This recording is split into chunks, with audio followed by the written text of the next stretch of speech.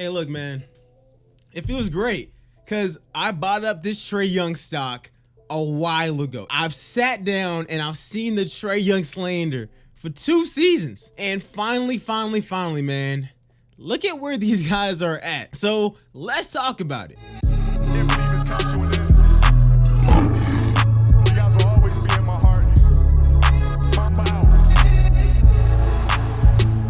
So what is good, YouTube? We are back here for another video, and today we're gonna be talking about the crazy future of the Atlanta Hawks. Let's not waste any time here. If you guys enjoyed this video, smash that like button. Let's aim for 100+ likes, of course, man. We've been killing it. We dropped a mock draft. We also dropped some of the top underrated players in the 2021 NBA draft. And you guys know, man, we back to talking about the future of these teams, and I had to start off with the Atlanta Hawks.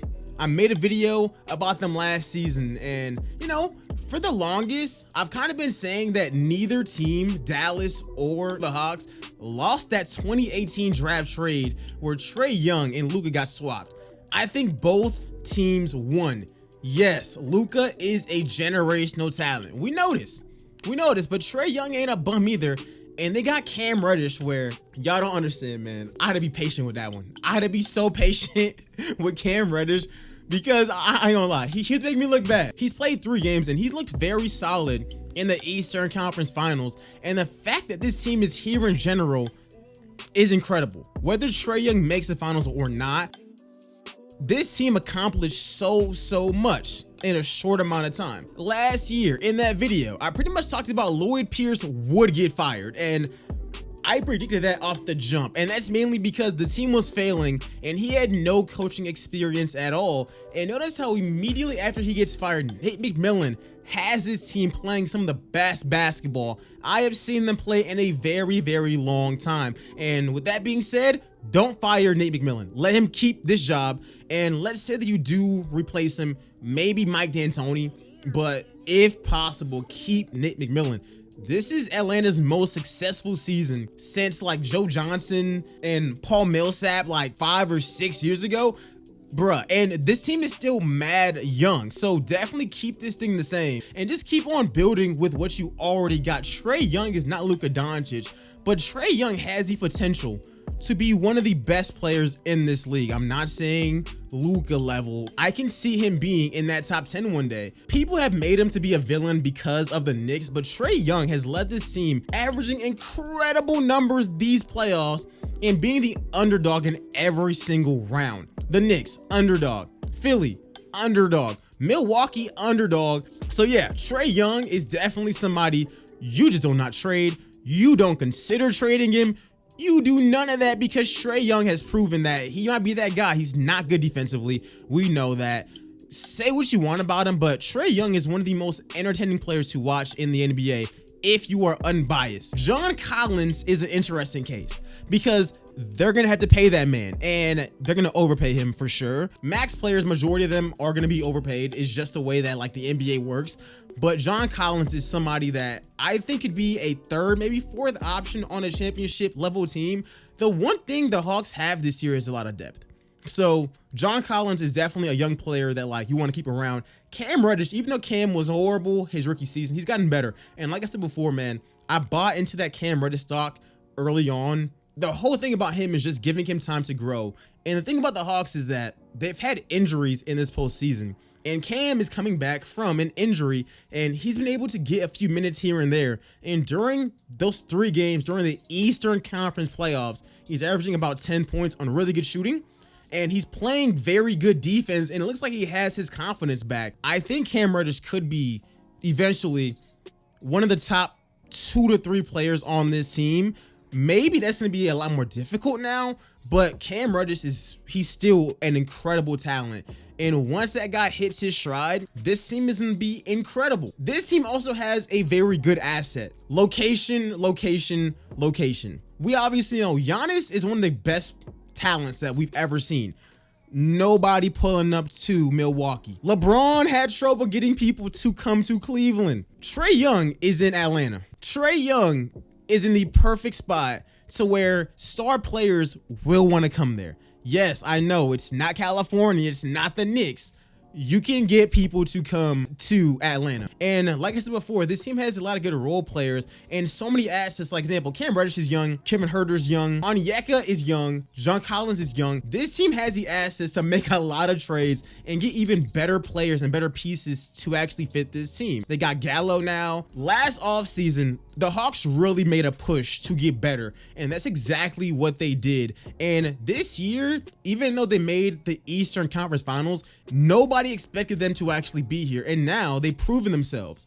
They can attract free agents there. They can make a lot of trades that can make somebody want to go and play with Trae Young. I think this team is the team to be in the Eastern Conference in the future. Atlanta just has it. They have that it factor to where I kind of believe it. Yes, obviously, there's so many threats. I'm talking about the future. Brooklyn Nets, in 5 to 6 years, we're not going to be talking about them. The Milwaukee Bucks have no way to really get better. This year is literally their window. The Hawks have a 22-year-old who literally has already made the Eastern Conference Finals. And yes, I know the Boston Celtics are right there. They are a shit show. That's the best way to actually put it. I don't know what Boston is doing, because I thought Boston was going to be running the East with Jason Tatum, Jaylen Brown. How do you screw this up?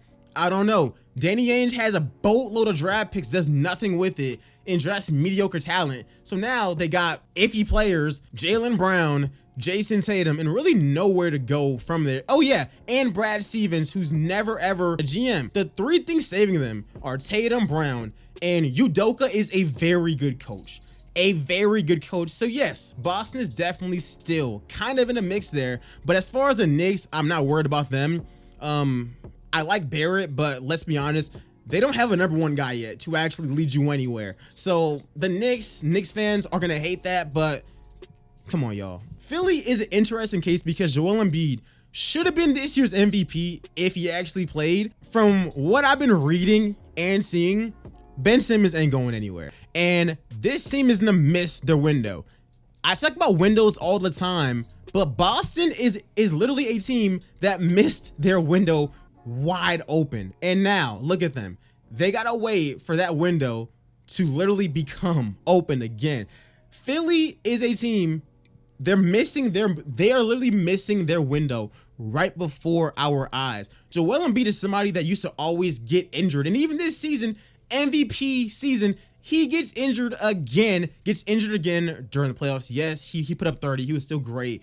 But when you have a guy like that, when you don't know how much longer he's going to be able to play, scary. Ben Simmons has no confidence and doesn't shoot the ball. Stop trying to say that you guys can fix him. It's been 5 years. If you are a basketball player and you don't work on your jump shot, like, nobody should have to motivate you. And Ben Simmons is 5 years in, and it looks like the exact same player. He just tries more on defense. That's literally it. So Philly is out of the question if they don't make some type of big move to change up this team, because they've been running it back and adding shooters to it.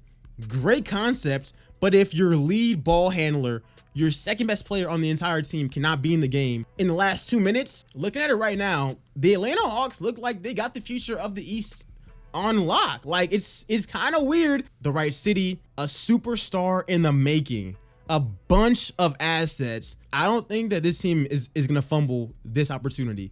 They have a pretty big window. They have ways to actually move it around. That's why you take your time with this, because I'm pretty sure the Hawks' first goal was probably to just make the playoffs. That's it. And they've made the Eastern Conference playoffs, and I'm sure that next season they probably won't, but this is where you want to be. And the Hawks so far are doing it very, very nicely, and I would like to see how this thing turns out. Does Cam Reddish turn into that #2 option? Do they just decide to make a blockbuster move? Because this team can make a lot of moves and get better as a whole. And that is where I'm going to leave off this video. Let me know what you guys think about that in the comment section below. I probably left some things off, but what do you guys think the future is for the Atlanta Hawks? I'm very intrigued, man. I'm sitting back here, I'm watching it, and I love every single thing that I am seeing from the Hawks and just how Trae Young is leading this team. But other than that, guys, thanks for watching this video. Check out some of the other videos talking about the 2021 NBA draft. Thanks for watching, guys. Go ahead and join the fam, and I'll see y'all in the next one. Peace, guys.